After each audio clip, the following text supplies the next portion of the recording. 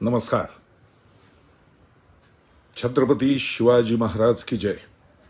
मी अभिनेता राहुल सोलापूरकर. साधारण 1.5-2 महिन्यापूर्वी रीमा अमरापूरकर यांच्या एका पॉडकास्टवरती मी एक 50 मिनिटं मुलाखत दिली होती. त्या मुलाखतीच्या दरम्यान एका प्रश्नाला उत्तर देताना मी इतिहास आणि इतिहासातल्या रंजक गोष्टी कशा बनतात याविषयी बोलताना छत्रपती शिवरायांच्या आग्र्याहून सुटका या विषयावरती काही गोष्टी बोललो. बिकानेरच्या राजवाड्यामधले काही पुरावे, राजस्थानची काही कागदपत्र, फारसी उर्दू अशा ग्रंथांमधले आणि औरंगजेबाच्या जवळच्या माणसांचे काही गोष्टी या ज्या वाचायला अभ्यासायला मिळालेल्या होत्या त्यामधल्या काही गोष्टी सांगून मी बोललो. आणि हे बोलताना महाराजांनी कोणाला रत्न दिली, कोणाला पैसे दिले, काय काय केलं, हे सगळं याचं फक्त एकत्रीकरण करताना महाराजांनी इतर लोकांना औरंगजेबाच्या जवळच्या कशा पद्धतीने आपल्या बाजूला वळवून घेतलं आणि तिथनं स्वतःची सुटका करून घेतली हा विषय मांडताना मी लाच हा शब्द वापरला. साम दाम दंडभेद अशा चारही पद्धतीने छत्रपती शिवराय फार मोठे राज्यकर्ते होऊन गेले याविषयी मी वेगळं सांगायची गरज नाही. किंबहुना छत्रपती राजर्षी शाहू महाराजांची भूमिका मी अत्यंत व्यवस्थितपणे पार पडली होती, अत्यंत नेकीनं सगळा इतिहास अभ्यासून. आणि जगभर गेली अनेक वर्ष वंदनीय पूजनीय छत्रपती शिवाजी महाराज यांच्याविषयीची अनेक विषयांवरची व्याख्यानं जेवढा अभ्यास माझा आहे त्याप्रमाणे उत्तमरित्या देण्याचा मी प्रयत्न करत असतो आणि जगभरच्या लोकांनी ते वाखाणलेलं आहे.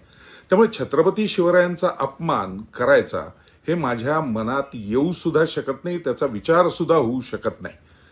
कुणीतरी फक्त त्या पॉडकास्टमधली 2 वाक्य काढून महाराजांनी लाच दिली असा हा बोलला असं म्हणून त्याच्यावरनं जे काही संपूर्ण गदारोळ उठवायला प्रयत्न केला आहे, माझं असं प्रामाणिक सांगणं आहे, यातला कुठलाही हेतू माझा महाराजांचा एवढासा सुद्धा नखबर सुद्धा अपमान करण्याचा नाही.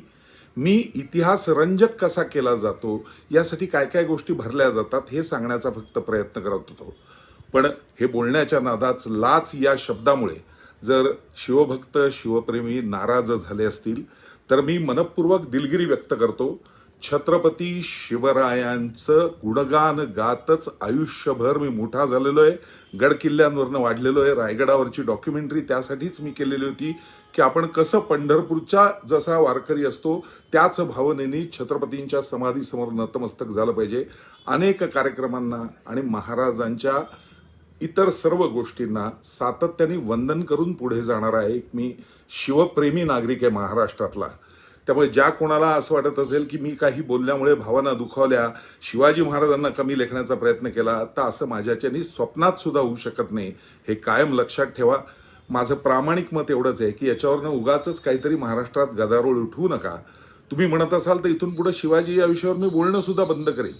मी जो काही विषय मांडण्याचा प्रयत्न केला होता तो विषय मांडताना मी फक्त मूळ इतिहास आणि रंजकता असा विषय घेऊन त्याविषयी बोललेलो होतो.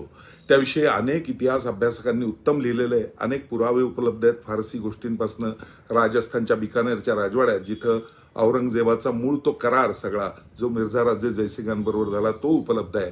माझं एवढंच म्हणणं आहे की उगाच एखाद्या शब्दावरनं कीस काढायचा आणि एखाद्या व्यक्तिमत्वाला सातत्याने झोडपायचं हा विषय कृपया सर्व शिवप्रेमी भक्तांनी बंद करावा.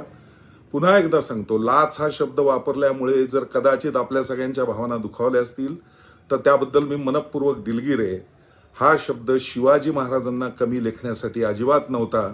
लाचखोर मंडळी औरंगजेबाची होती एवढं मात्र कायम लक्षात ठेवा. त्याचे पुरावे पण आहेत अगदी अली कुली खानपासून सगळ्यांचे. मी त्या विषयात आता मात्र पडणार नाही. लाच हा शब्द वापरल्याबद्दल मनपूर्वक दिलगिरी व्यक्त करतो. शिवरायांपुढे 1000 वेळा मी नतमस्तक आहे.